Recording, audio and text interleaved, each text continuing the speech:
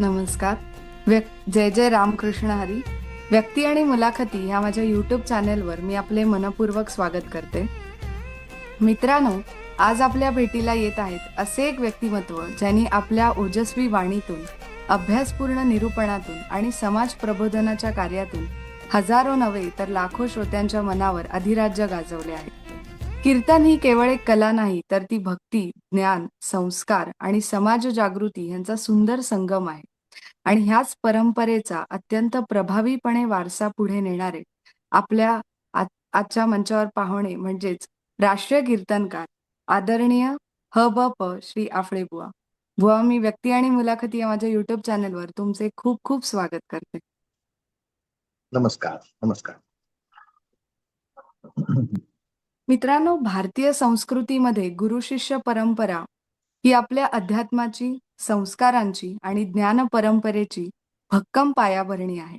प्रत्येक जण आयुष्यात चांगला गुरु शोधतो, परंतु एक आदर्श शिष्य कसा व्हावा, त्याच्यामध्ये कोणते गुण असावेत आणि गुरु शिष्य नात्याचा खरा अर्थ काय आहे, या विषयावर आज आपण सखोल संवाद साधणार आहोत. बुवा, सर्वप्रथम माझा असा प्रश्न आहे की गुरु निराळे व सद्गुरु निराळे हे खरे आहे का, आणि ह्यातील फरक काय आहे, ह्याच्याबद्दल थोडेसे सांगा.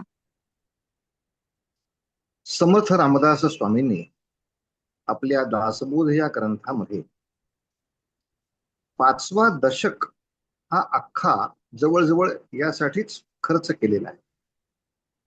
आणि त्याच्यामध्ये अतिशय सूक्ष्म सूक्ष्म सुद्धा तपशील त्यांनी फार सुंदर दिले. तर समर्थ असं आपल्याला सांगतायत त्याच्यामध्ये, जे यातीचा जो व्यापार शिकविती धरावया उदर ते गुरु.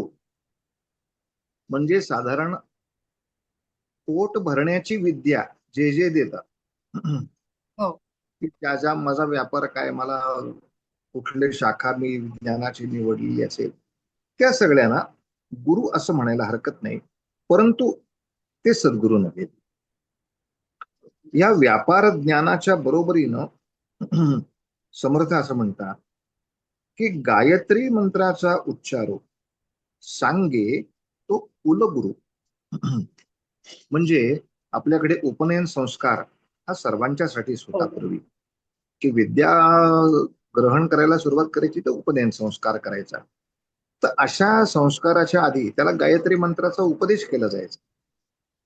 आणि हा बरोबर. उपदेश समजा त्या मुंजीमध्ये वडिलांनी केला, तर त्या वेळेपासून तो वडिलांना गुरु माने. किंवा काही वेळेला वडील नसतील तर थोरले बंधू हा उपनयन संस्कार किंवा उपदेश करू शकत होते. तेही शक्य नसेल तर आपल्याकडे धर्मपिता या नावाने आपल्या आप्तेष्टांपैकी कुणी ही मुंज लावू शकतो. पण शेवटी गायत्री मंत्राचा तुम्हाला अनुग्रह देताना किंवा उच्चार देताना तो सुद्धा गुरुच होतो एका अर्थाने. तेव्हा हो, समर्थ म्हणतात की आपापल्या उपजीविकेचा व्यापार शिकवणारा तो एक गुरु आहे. तसंच काही प्रमाणात का होईना अध्यात्माची साधना जिथे आपली सुरू होते, त्या गायत्रीचा उच्चार देणारा म्हणजे कोण विद्या सुरू करणार, आध्यात्मिक विद्येकडे जाणारा, तोही एका अर्थाने गुरुच आहे. पण तरी तो सद्गुरू नाही का? याचं कारण त्यांनी असं दिलं आहे की जो ब्रह्मज्ञान उपदेश, म्हणजे गुरु आणि सद्गुरु मधला फरक त्याने असा दिला आहे, जो ब्रह्मज्ञान उपदेशी, आणि त्यामुळे काय होणार, अज्ञान अंधार निरसी. माझ्या जीवनामध्ये जो हे खरं का ते खरं हे अज्ञान आहे, तो अंधार काढून टाकतो आणि जीवात्मया परमात्मयाशी ऐक्यता करेल. माझ्या जीवाला परमेश्वराच्या प्रत जो नेतो, ऐक्य करतो, त्याला सद्गुरु म्हटलेला आहे. असा या ठिकाणी गुरु आणि सद्गुरु या दोन शब्दामधला भेद आहे. फरक आहे. बरोबर.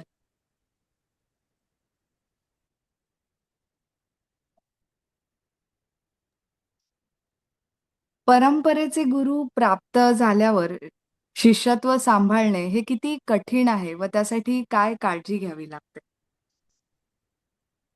तर यासाठी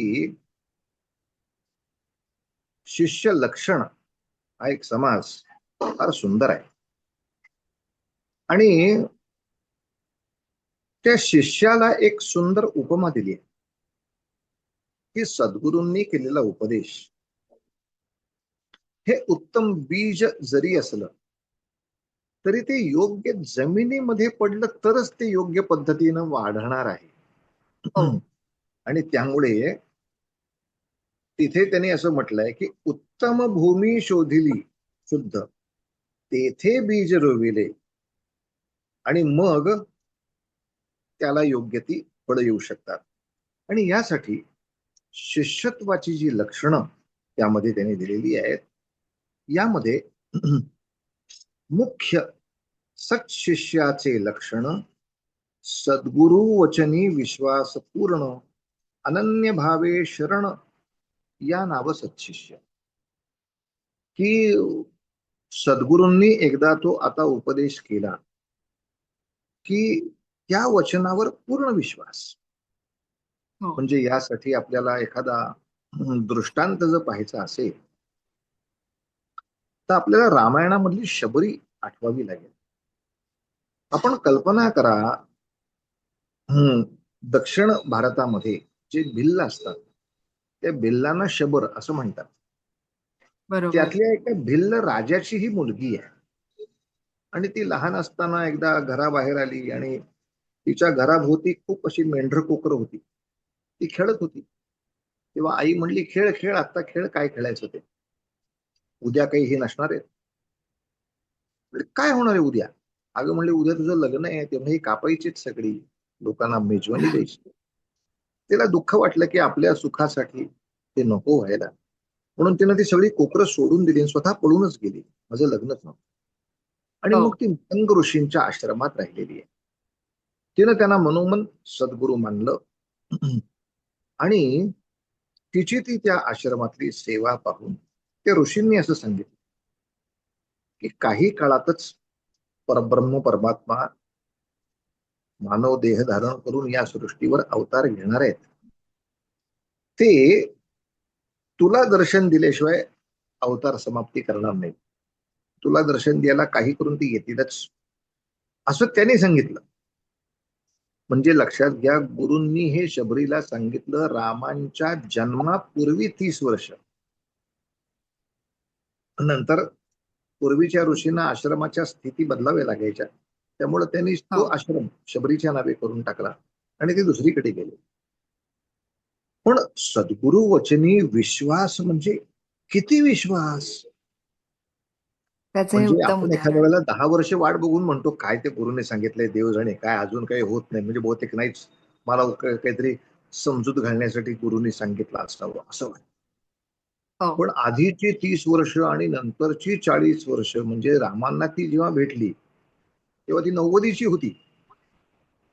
असा जर विचार सहज. केला तर तिला समजा त्यांनी 10व्या वर्षी किंवा 20व्या वर्षी सांगितलं असेल की असे असे देव येतील भेटायला, तर वय वर्ष 20 ते वय वर्ष 90, 70 वर्ष एखाद्या वचनावरती दृढ विश्वास ठेवून कार्य करत राहणं, त्या आश्रमाची सेवा.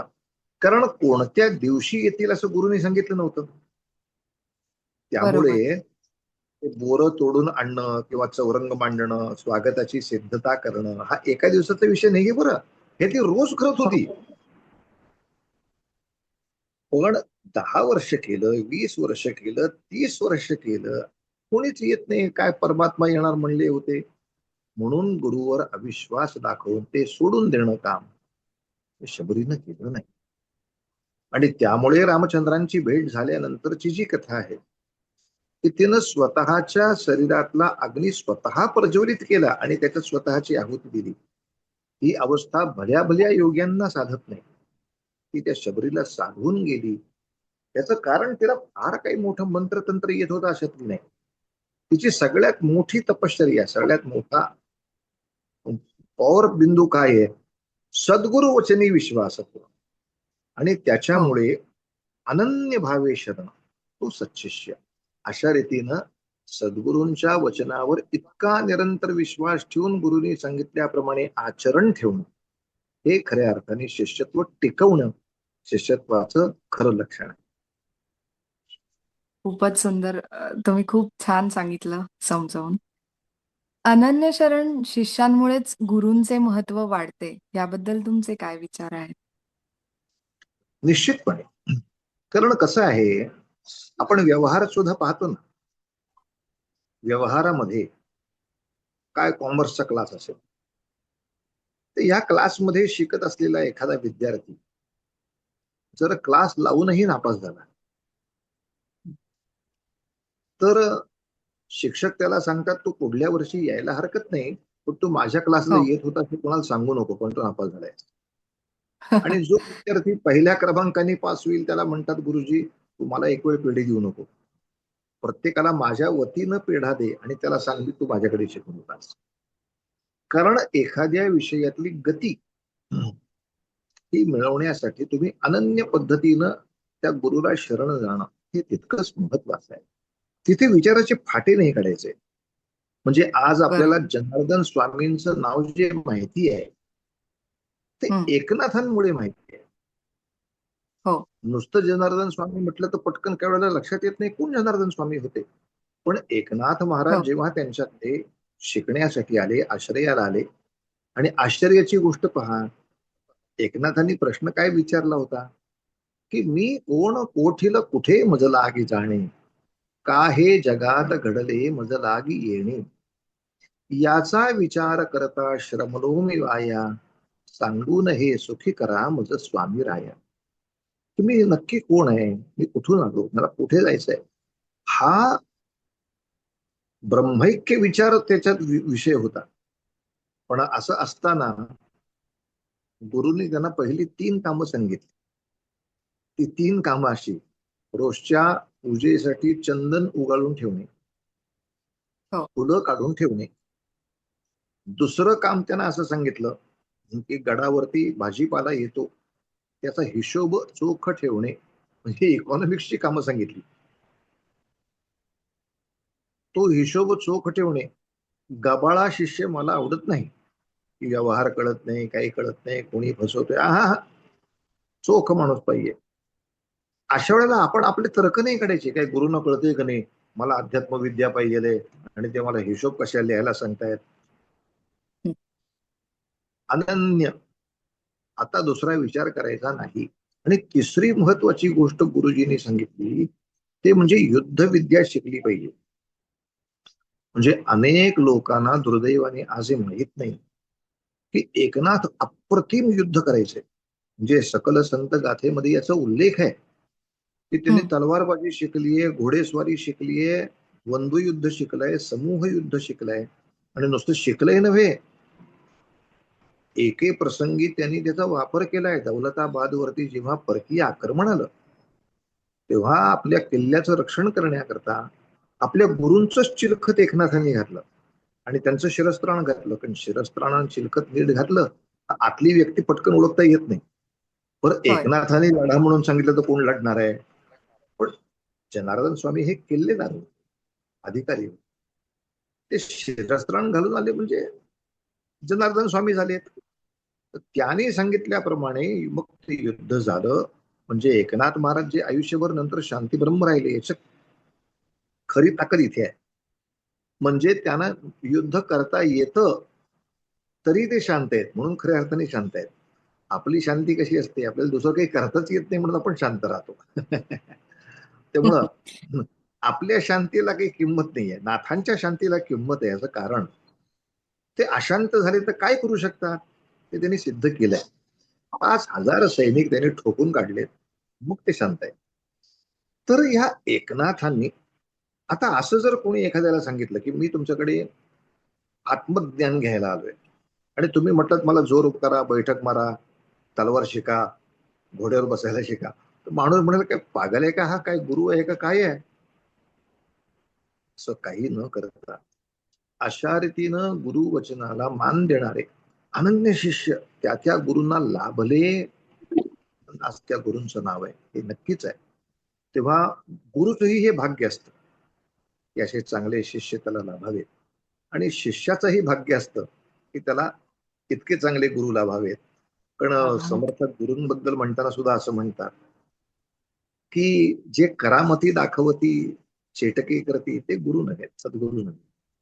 म्हणजे उगाच तुला काहीतरी राखेतनं अंगठी काढून देतो, याला काही अर्थ नाहीये. हो. आणि त्याला तर शब्द वापरलाय समर्थाने असा, न करविती इंद्रिय दमन, म्हणजे संयम जे शिकवत नाही. तू कसाही वाग हम्म. रे, मी तुझ्या डोक्यावर आठवलं की तुझा उद्धार आहे, असं नाही. ना शिकविती इंद्रिय दमन, ना करविती साधन, तू साधना केल्याशिवाय काही होणार नाही, मी तुझ्या डोक्यावर आठवून काही होत नसतं. ते सांगून जो साधना करायला लावतो, जो साधना करायला लावत नाही, जो इंद्रिय दमन करायला लावत नाही, ऐसे गुरु अडक्याचे तीन मिळाले तरी त्याजावे. असं समर्थाने सांगितलं. हे अडका म्हणजे पूर्वी एक पैशापेक्षा सुद्धा कमी हो. किमतीचं नाणं होतं. त्या तीन हो. तीन गुरु जरी एवढ्या पैशात मिळाले, ते नको, मला साधना करून मोठं व्हायचंय, असेच गुरु पाहिजेत. तेव्हा हे प्रत्येक गुरुचंही भाग्य आहे आणि शिष्याचंही एक परम भाग्य आहे. खरंय. प्रामाणिक साधना हीच खरी महत्वाची. गुरूंच्या दृष्टिक्षेपात असे काय सामावलेले असते जे शिष्याना उमजत नाही? एक फार महत्वाची गोष्ट आपल्याला सर्व संतांनी सांगितली आहे, आणि ती म्हणजे गुरु आपल्या कृपादृष्टीनं त्या शिष्याला देवत्वापर्यंत नेतात. कित्येक वेळेला मधल्या मधल्या साधना अशा असतात की त्या साधनेमुळे आपल्याला असं कळत नाही की गुरुंना काय करायचंय नक्की माझ्याबद्दल, काय करायचंय. हो. त्यांच्या डोळ्यामध्ये तुझं फायनल प्रोडक्ट काय आहे हे आधीच ठरलेलं आहे, लपलेलं आहे. ते आपल्याला रोज दिसत नाही. म्हणजे स्वामी विवेकानंदांच्या बद्दल एक फार छान आठवण म्हणजे स्वामी विवेकानंदांनीच सांगितली की पहिल्या सुरुवातीला ते रामकृष्ण परमहंसांच्याकडे जात होते. रामकृष्ण परमहंसांनी त्यांना जी साधना सांगितली ती करत होते. नंतरचे एक 2-3 वेळा असं झालं की विवेकानंद आले आणि रामकृष्ण परमहंसाने गडबडीमध्ये माझं जणू काही एवढं लक्षच नाहीये असं दुर्लक्ष केलं. तो आपला आला आला सगळ्यांमध्ये बसला बसला बसला, काय सरबत पेरी वेळी असतील ते बराच वेळ त्याच्याशी काही ते बोलले नाही, त्याच्याकडे बघितलं पण नाही, बाकीच्यांशी बोलत होते. थोड्या वेळानं तो उठला, मी येतो, या. असं 3 वेळा झालं. तर असं झाल्यानंतर कोणीही शिष्य, जाऊ दे गुरु काही मला किंमतच देत नाहीत, गुरु काही त्यांच्या दृष्टीने मी काही महत्वाचंच नाही, कशाला जाऊ, असं होऊ शकतं. आणि जेव्हा चौथ्या वेळेला विवेकानंद आले, विवेकानंद हे नाव नव्हतं तेव्हा, नरेंद्र होतं नाव हो. त्यांचं. हो. तेव्हा रामकृष्ण सहज म्हणले, का रे, मी तुला 3-3 वेळा तू येऊ नयेस इतक्या वाईट पद्धतीनं वागलो, मग आता का आलास चौथ्यांदा, का आलास. तेव्हा स्वामीजी फार छान म्हणाले, मी काय अभ्यासाला नाही आलो, मी काय याच्यासाठी नाही आलो, मला तुम्हाला भेटल्याशिवाय बरं वाटत नाही, मला चैन पडत नाही, मी तुम्हाला बघायला आलोय, मी तुमचं ऐकायला नाही आलो. असं भांडले थोडस.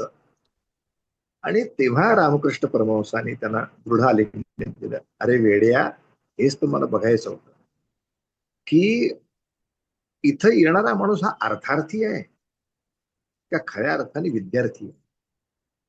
हो. तेव्हा तुझा हा विद्यार्थीपणा जास्त मला त्याच्यातला आवडला. आणि तो बघा ना विवेकानंदांचा विश्वास की या नरेंद्रचं मला नक्की काय करायचंय, कुठल्या पदापर्यंत त्याला न्यायचंय, ते गुरूंच्या डोक्यात पक्क आहे, त्यांच्या डोळ्यात ते पक्क आहे. पण कित्येक वेळेला त्या पदापर्यंत तुला पोहोचवण्यासाठी तुला वेगवेगळ्या परीक्षातून ते नेतात, आणि ते काही वेळेला शिष्याना कळत नाही. ते त्यांच्या डोळ्यामध्ये नक्की काय आहे ते लक्षात येत नाही. पण आपल्या जरी नाही लक्षात आलं तरी जे सांगितलंय गुरूंनी ते आपल्या नक्की चांगल्यासाठी आहे. एवढा तरी हो. विश्वास ठेवून सत्शिष्यानं पुढे गेलं पाहिजे. खरंय. खरे शिष्य किंवा भक्त कोण? आता आपल्याला उलटीकडनं विचार करायला लागेल. म्हणजे आधी खोटे कोण? जसं आपण काही वेळेला म्हणतो ना, माझी सुटका करा. तुला धरलंय कोणी? हो, तुला धरलंय कशाने ते बरोबर. सांग ना. तू बंधनात आहेस म्हणजे काय आहेस ते सांग. तसं खोट्या शिष्यांबद्दल एक थोडं वर्णन असं केलंय बरं का, हं. की विषयी वृत्ती अनावर, दृढ धरिला संसार आणि परमार्थ चर्चेचा विचार असं जो कोणी करतो तो खऱ्या अर्थाने खोटा शिष्य. म्हणजे तो एखाद्या संतांशी चर्चा करताना परमार्थ म्हणजे काय, अध्यात्म म्हणजे काय, पण त्याची आतली ओढ ही जर पाहिली तर त्याला आयुष आरामात जगायचं आहे. कोणीतरी गुरु केले की त्याला एक फॅशन करायची आहे. तो येणार मस्तपैकी मोठ्या कारमधनं, त्याला ती एसी असल्याशिवाय जमायचं नाही, त्याला 4 नोकर चाकर असल्याशिवाय जमायचं नाही. आणि जरा बार्ली वॉटर नसेल, गरम पाणी नसेल तर लोकांना लगेच चढणार आहे. त्याची सफारी वगैरे बघून घेण्यासारखं आहे. तर समर्थ म्हणतात असं श्रीमंती उपभोग घेण्याची त्याची अनावर वृत्ती आहे. हो. आणि त्यांनी आपला संसार, आपलं सगळं मोठेपण हे दृढ हातात धरून ठेवलंय आणि तो परमार्थाची चर्चा करतोय. त्याला वेडेपणा म्हणायला गेलो. आणि याला उपमा देताना समर्थाने अशी विचित्र उपमा दिली आहे. सुकर पूजिले विलेपणे, म्हणजे गंध विलेपन करायचं ते समजा डुकराला केलं सुकर, किंवा म्हैसा मर्दीला चंदने, एखाद्या रेड्याला म्हैशा मस्त चंदन वगैरे लावलं त्या वेळेपुरता सुगंध येईल, पण त्याच्या अंतरीची ओढ काय आहे? तो पटकन केव्हा तरी सुटका करून घेईल, त्या नदीमध्ये जाईल, ते सगळं चंदन चिखलात लोळणं ही ज्याची मुळात तीव्र इच्छा आहे, किंवा त्याला धुळीमध्ये लोळणं त्या म्हैशाला, तर तुम्ही त्याला किती लाख चंदनाचे काय लेप लावले, काय केलं, काही उपयोग नसतो त्याचा.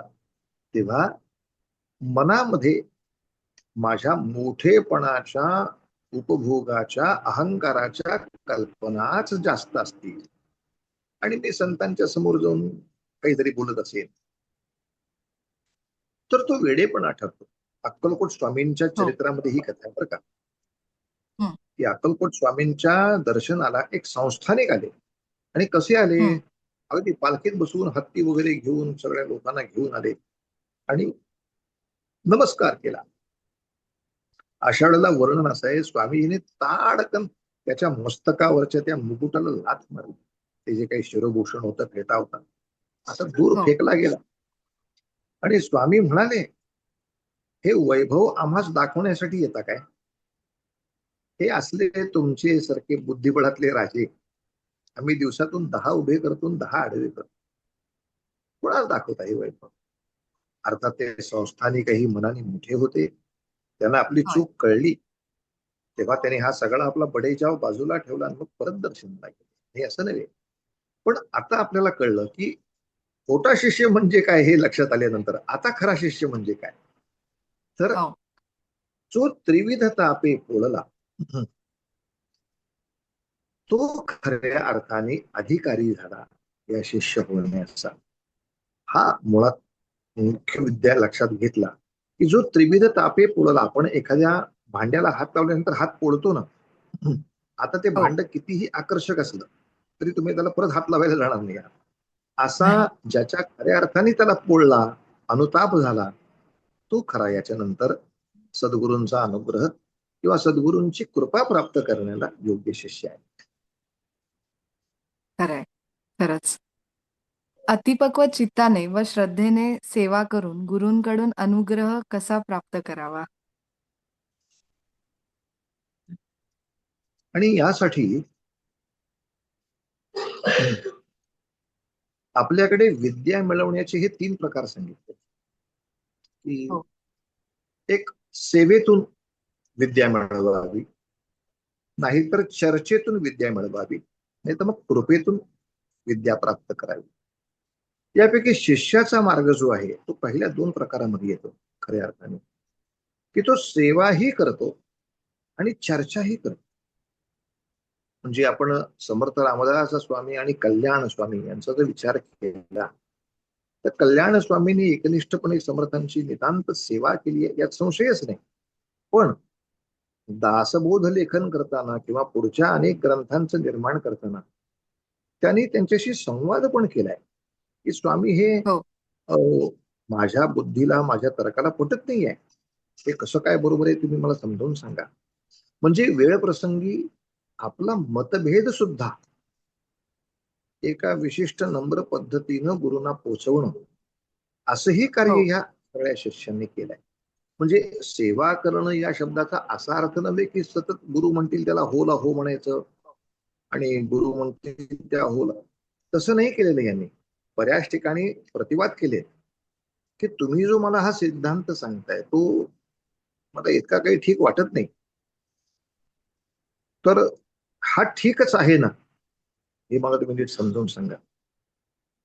अशा तऱ्हेच्या प्रतिप्रश्नेनं सेवया याही तऱ्हेनं त्यांनी अशा तऱ्हेनं विद्या ग्रहण केली आहे.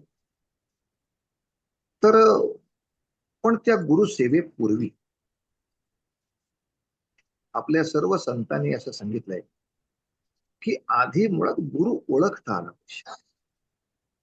नाही तर काय होतं, भोंदू माणसाच्या आपण जर मागे लागलो तर तो काहीतरी भलत्या सेवा सांगत बसतो आणि मग आपण उगाच त्या सेवा करायला जातो. त्याच्यामध्ये वेळेचाही नाश होतो, आपल्या चारित्र्याचाही काही वेळेला नाश होऊ शकतो, आपल्या अध्यात्म साधनेचाही काही वेळेला नाश होऊ शकतो. तेव्हा त्याच्या अंगी विमल ब्रह्मज्ञान आहे का नाही ह्या तपासण्याच्या सुद्धा कसोट्या संतांनी दिल्या आहेत. आपण त्या हो. ग्रंथांचं वाचन जर नीट केलं तर आपल्याला ते कसोट्या कळतील, की या कसोटीवर आपण त्या सद्गुरूला पाहावं. आणि मग एकदा त्या गुरुत्वाचं आपल्याला नीट दर्शन झालं, मग अनन्य सेवा त्या ठिकाणी करून गुरूंच्याकडून या गोष्टी प्राप्त करून घ्याव्यात. पण सेवा करत असताना सुद्धा एखादी गोष्ट नाही समजली किंवा एखादी गोष्ट नाही पटली तरी सुद्धा मन न मारता गुरूंना संवाद करून प्रतिप्रश्न करून सुद्धा विद्यार्थ्यांनी विद्या मिळवली पाहिजे. खरंय. एक उदाहरण म्हणजेच वासुदेवानंद स्वामी उर्फ टेंबे स्वामी हो. यांचा अनुग्रह, एका शिष्याला अनुग्रह हवा होता, परंतु तो देण्यास त्यांनी नकार दिला. पण त्या शिष्याने आपली जिद्द व चिकाटी न सोडता अनुग्रह मिळवून दाखवला. तर हीच जिद्द आजकाल दिसते का? आता या प्रश्नाला एक दोन वेगळी उत्तर करायला लागतील. ती साधारणतः उत्तर अशी की तो नकार कशातून आला आहे हो. हे थोडस लक्षात घेतलं पाहिजे. कारण याच्या उलट पण मी आपल्याला एक सांगतो की ब्रह्मचैतन्य गोंदवलेकर महाराज यांना जेव्हा अनुग्रह हवा होता हं. त्यासाठी ते बऱ्याच ठिकाणी गेले. म्हणजे हुणाबादला गेले, माणिक प्रभूंच्याकडे किंवा स्वामींच्याकडे गेले, उत्तरेमध्ये बंगालकडे गेले आणि या सगळ्यांनी त्यांना अनुग्रह देण्याला नकार दिला. पण अर्थात त्या नकाराचं कारण असं होतं हं. की अरे गणूबुवा, तुझा अनुग्रह आमच्याकडे नाही रे, तुझा सद्गुरू वेगळा आहे, तिथे जा. हा म्हणजे नकाराचं असं जर कारण असेल की त्यांना कळत आहे ना कुठल्या सद्गुरूपाशी मी जायला हवंय, तर या हो. दृष्टीनं ही परंपरा मला योग्य नाही, मला पुढच्या प्रगतीसाठी या गुरूंकडे गेलं पाहिजे, या कारणाने जर नकार असेल नकार तर दिला. मग उगाच तिथे बरोबर. हट्ट धरून गुरु योजनेला आपण सुरुंग लावू. हा, पण एखाद्या वेळेला आपल्या चुकीमुळे एकदा त्याने आपलं शिष्यत्व मान्य केलं आहे, आपलं एकदा अनुग्रह तो मान्य केलाय, मग आपल्याकडनं काही चुका झाल्या किंवा पूर्वकर्मातल्या काही चुका आहेत, त्याच्यामुळे जर गुरुने आपल्याला नकार दिला असेल तर मग मात्र निश्चितपणे कोणत्या दोषांमुळे त्याने आपल्याला नकार दिला, आपल्यातले कोणते दोष त्यांना दृग्गोचर झाले, ते लक्षात घेऊन आपल्या दोषांना थोडस दूर करून, कारण समर्थाने तेही सांगितलंय की सद्गुरूशी पुन्हा शरण जावे, जरी नकार दिला तरी पुन्हा शरण जावे. आणि मग मात्र त्यांनी सांगितल्यापैकी अनुकरण करण्यात आपलं काय राहिलं होतं, का म्हणून बरं त्यांनी नकार दिला, त्याचा अभ्यास करून सद्गुरूशी संतोष व्हावे असं म्हणतात ते. आणि मग कृपादृष्टी झालिया व्हावे पुन्हा शुद्ध, किंवा एखाद्या चुकीनं किंवा एखाद्या अशुद्धतेनं आपल्याला काही वेळेला जर नकार दिला गेला असेल हो. तर मात्र आपण पुन्हा गुरूंच्या सेवेमध्ये जाऊन त्यांच्या कृपादृष्टीनं पुन्हा शुद्ध व्हावं आणि पुढची योजना करावी. एकदा पाप झालं, एकदा चूक झाली, अरे बापरे आता मी अनंत काळ पातकीत राहणार, आता मला गुरु भेटणारच नाहीत, आता नकोच त्यांच्याकडे परत जायला, असं कोणत्याही चुकीमुळे शिष्याने करू नये. आपला अनन्य शरण भाव तिथे करावा की ठीक आहे, माझ्या हातातनं अशा अशा तऱ्हेचा काहीतरी अपराध झाला असेल तर मला पुन्हा तुम्ही शुद्ध करून घ्या, असं करून त्या सद्गुरूंकडून पुन्हा एकदा कृपा प्राप्त करावी. म्हणजे टेंबे स्वामींचा जो दृष्टांत आहे तो खूप छान आहे, तो ह्यासाठी छान आहे की इथं असं नाहीये की तुला दुसरा सद्गुरू आहे आणि मला मी नकार देतोय. इथे मी गुरुपदावरती बसून तुला देणारच आहे अनुग्रह, तुझ्याकडनं काहीतरी अपूर्णता राहते, ती दुरुस्त हो. केली की ती पूर्ण होणार आहे. तेव्हा अशा रीतीनं जिद्द धरून नक्कीच आपण पुढे गेलं पाहिजे. आणि आज तुम्ही म्हणता ते खरं आहे की बऱ्याचशा ठिकाणी आपली जिद्द खूप कमी पडते. म्हणजे जरा कोणी दुसऱ्या माणसाबद्दल सांगितलं, अहो तुम्ही यांच्याकडे कशाला जाता, आम्ही यांच्याकडे जातो, यांचा अनुभव खूप छान आहे, की आपण पटकन माणूस बदलतो आणि त्यांच्या अनुभवाकडे जायला लागतो. तेव्हा होय. असंही दल बदलू प्रकरण आपल्या निष्ठेचं राहू नये. नाही, मी ह्या गुरूंना मानलेला आहे, या गुरूंकडूनच मी आता माझा अनुग्रह पूर्ण करणार, असं जिद्द निष्ठा दृढ ठेवून जर काम केलं तर त्या शिष्याचंही नाव मोठं होतं, गुरुचंही मोठं. खरंय. शिष्याला जे काही ज्ञान प्राप्त होते ते केवळ गुरु कृपेमुळेच. ह्या उक्तीवर थोडंसं आपण विवेचन करा. अं, खरं असं 100% नाही म्हणता येणार. हा, जर ज्ञान या शब्दाचा अर्थ आपण आत्मज्ञान घेतला तर मग बरोबर हं. आहे. हो. पण बाकीचंही अनेक ठिकाणचं व्यवहार ज्ञान जे आहे तसा जर विचार केला तर व्यवहारातल्या अनेक गोष्टी सोडवण्याची क्षमता ही त्या शिष्याला त्याने त्याच्या प्रयत्नांनी मिळवलेली पण असू शकते. म्हणजे आपल्या लक्षात येईल, महाभारतामध्ये हं. द्रौपदी स्वयंवराच्या वेळेला कृष्ण आणि अर्जुन एकमेकांना भेटले, म्हणजे हो. तोपर्यंत या दोघांची भेटही नव्हती. म्हणजे मत्स्यभेद जो केला अर्जुनाने, ही विद्या आहे ती त्याची त्याला आहे, ती कृष्ण आल्यामुळे नाही आहे. त्याच्या आधी त्यांनी भीमानी बकासुराचा वध वगैरे केला आहे, हे सगळं त्यांनी त्यांच्या प्रयत्नांनी मिळवलेल्या गोष्टी आहेत. गोपाळ कृष्ण त्या रथावर नंतर आरूढ झाले. हा, हो. मग त्यांनी अर्जुनाला त्या आत्मज्ञानाच्या पातळीपर्यंत पोहोचवला, यात संशय नाही. पण जर म्हटलं तर आपल्या काही व्यवहार विद्या या आपापल्या आप्तेष्ट हितचिंतक यांच्याकडूनही आपल्याला मिळतात, त्या मिळू शकतात आणि त्या जीवनाला काही वेळेला आवश्यकही आहेत, त्या घ्याव्याही, त्या वाढवाव्याही. हा, पण हो. आपण ज्ञान म्हणून जर काही म्हणत आत्मज्ञानाचं जर चिंतन केलं तर हे आत्मज्ञानात्मक भावावस्था ही मात्र निश्चितपणे कुठल्याही शिष्याला सद्गुरूंकडूनच प्राप्त होते, देवाकडूनही नाही. म्हणून तर नामदेवांची ती कथा प्रसिद्ध आहे की ते देवाशी हो. बोलू शकत होते तरी संत म्हणाले तू कच्चा आहेस. आणि मग देवानीच त्याला सांगितलं की सद्गुरू अनुग्रहाविणा कच्चाच राहणार तुम्ही. परब्रह्म परमात्मा असूनही रामाच्या जन्माला आलो तेव्हा आम्ही वसिष्ठांची सेवा केली, कृष्णाच्या हो. जन्माला आलो अवतार झालो तरी संदीपनींची सेवा केली. म्हणजे पूर्णत्वासाठी जो मार्ग देवानाही वर्जन आहे तो तुला कसा असेल. या दृष्टीनं हे जे ज्ञानावस्था आहे हे तुम्ही म्हणता त्याप्रमाणे बरोबर आहे हं. की ही सद्गुरूच फक्त देऊ शकतात. देवांकडूनही ती शक्य नाही, ती सद्गुरूच प्राप्त करून देतात. हो. हळूहळू मुलाखतीच्या शेवटच्या टप्प्याकडे वळतोय. तर काही दोनच प्रश्न. भगवद्गीतेमध्ये श्रीकृष्णाने गुरु शिष्य परंपरेला परंपरा प्राप्तम योग म्हटले आहे.